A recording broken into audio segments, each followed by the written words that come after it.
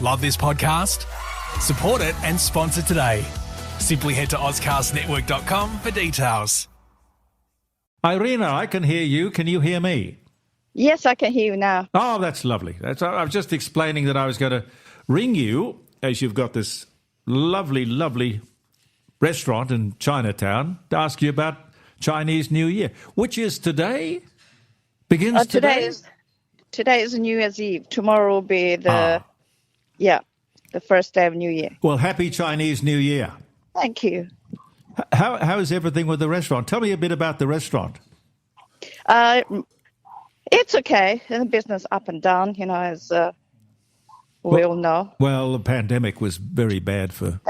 It was really bad. A lot of businesses. Yes, affected.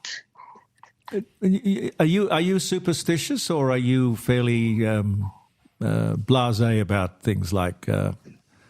I'm not 100% superstitious, but I like to actually sometimes refer to, things that, like horoscope and maybe look at numerology, just a curiosity and see, what is.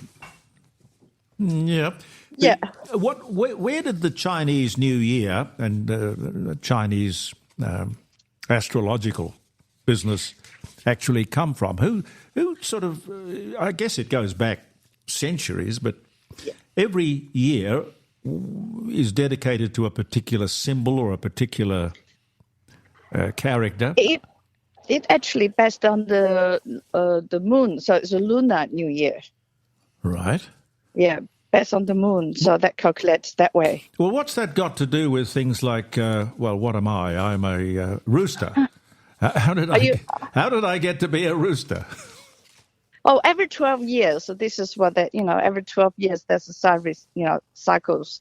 So if you look at your 12 years, then you can work out even, I probably can work out how old you are exactly without knowing you, just by working on the, once I know you're a rooster. Yeah. So you just, every 12 years you add it on, then that's the rooster. So I was born in 1945. Yep. So how often does the year of the rooster come up? Oh, 12 years. Every 12 years. Do you happen to know the characteristics of the rooster? Okay, hold on. Let me just... What are you, by the way, Irena? I'm a dragon. Ah! I would never have picked you as a dragon. Now, this apparently is going to be the year of the dragon. Okay, they're talking about rooster. Yeah. The personality, I think it suits you pretty well. Communicative. Yeah? Yeah. Are you? Calm and patient? Hopefully. Yeah. Okay, maybe not patient. Yeah, nah. Perseverance. Yeah. Yeah. To achieve a career. Ambitious? Yeah, I try to be ambitious, yes. Okay, well, roosters are sincere. Are you agree with that? Yeah, I think I'm sincere. I certainly try to be. Humble and warm-hearted. Oh, I'll go along with that. I think that's a nice thing. Yeah. Nice thing. So what about the dragon? What do you think we're going to expect or should expect in the year of the dragon? For you, right? Rooster? No, just generally. You can't do it generally. You've got to do it for a specific... No, because every like a rooster and dragon, they probably have a different year ahead. Mm. That's, I think the best way, if you find out more, just Google it, And every year they're slightly different. Something you can take on, something that you just completely probably disagree. It's like everything else. So what are the, the traditional moments in the Chinese New Year? Is there do you have a special dinner or a special lunch or a special celebration like, Christmas dinner around the table? Right. Mostly tonight that, it's like every family come together to, grandparents' house. It's like your Christmas. And then we actually from north, so we'll do a dumpling, so the whole family gather around. We make a dumpling. I love dumplings. Yeah. Fresh dumplings, and we talk and get together. All that kind of celebrations or get together on the New Year's Eve, which is tonight. Yeah, and then tomorrow, so people start to go, to say hello to the other friends and gather together, just for the next 15 days, basically. Mm. Find a way of catching up with friends, catch up for dinner, Mm. lunch, say hello, that type of things. The And then the last day of the 15th, they will eat what do you call we call it's a sweet glutinous bowl inside. Sometimes it's sesame. Oh, yeah. Yep. Yeah. The New Year celebrations that I have been on occasions on New Year's Eve, I suppose it would be, to a Chinese restaurant, and they have the lion dance. Is that something that still goes on? Yes, it's going to start from tomorrow, and different restaurants. So we're going to have it at 8:30 tomorrow. The dragons, lion dance, and of course from today onwards, the street will decorate with the lanterns, the red colors. Just make it. Yeah. They're very clever. I mean, the people who do those lion dance routines, they're obviously very skilled. It must be a particular talent, Yes, I think that those guys have. Yeah, a lot of practice, and it has to be physical. One jump on another shoulder. Can you imagine that you have to have a bit of strength? God, yes. Yeah. And the superstition is that you have an envelope and you put some money in the envelope and you put the envelope in the mouth of the lion. It's sort of like a lucky, prosperity, that kind of gesture. And what happens? Is it so if you do that and you make a wish or you do that and want luck, that's how you, in the Chinese sense, get luck. Good luck for the new year. Right. Yeah. Irena, Les here. I'm with Jeremy. And look, if I may ask you a couple of questions. And firstly, Happy New Year to you. Thank you.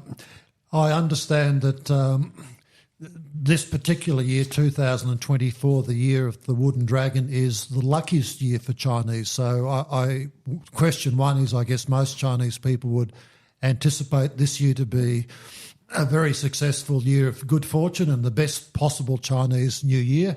And secondly, is Feng Shui any part of the Chinese New Year, or is that a completely separate subject?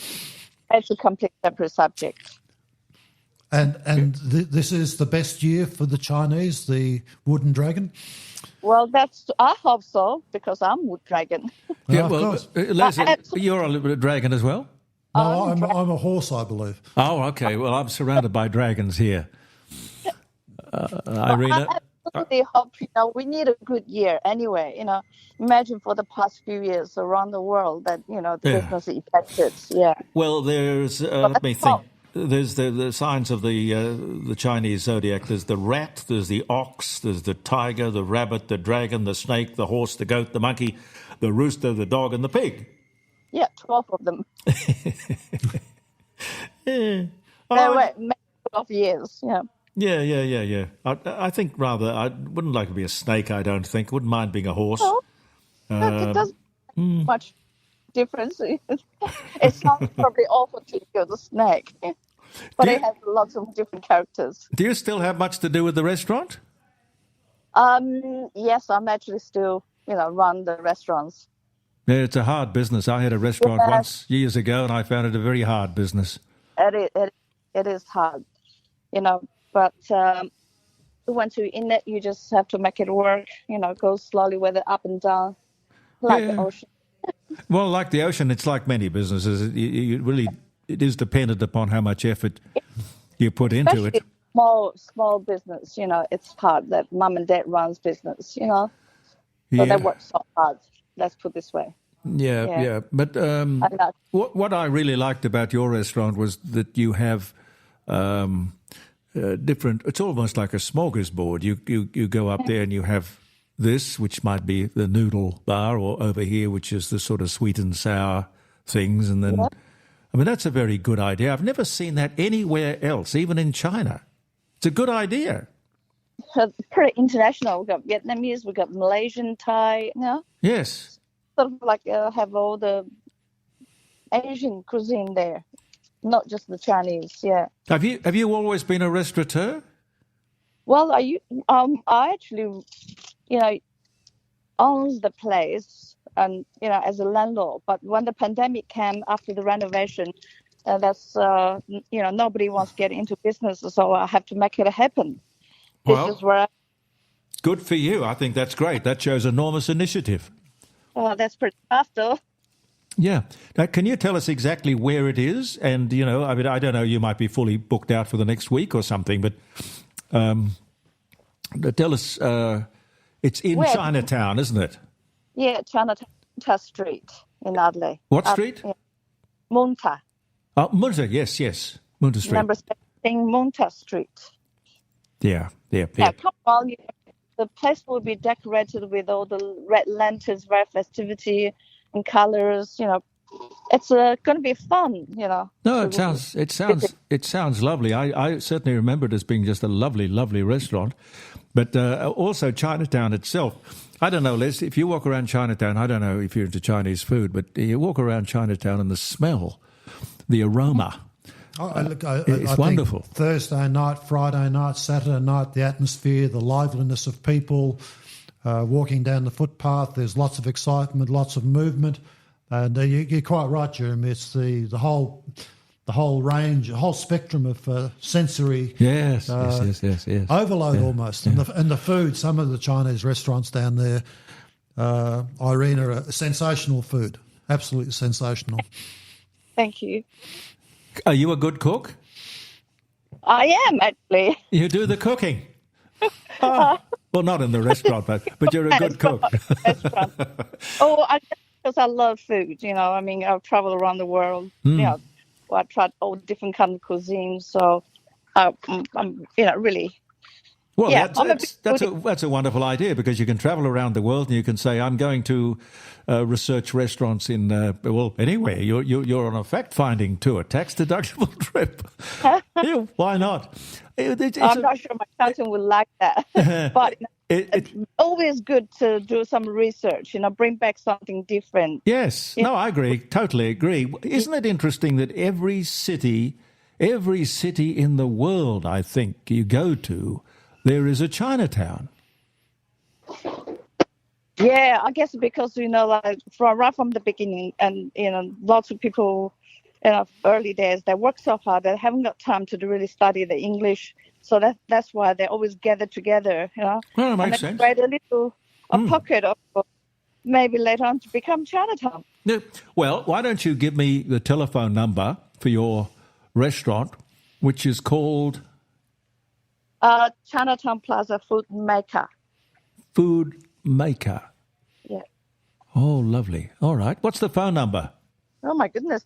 Do you know? You never ring yourself up.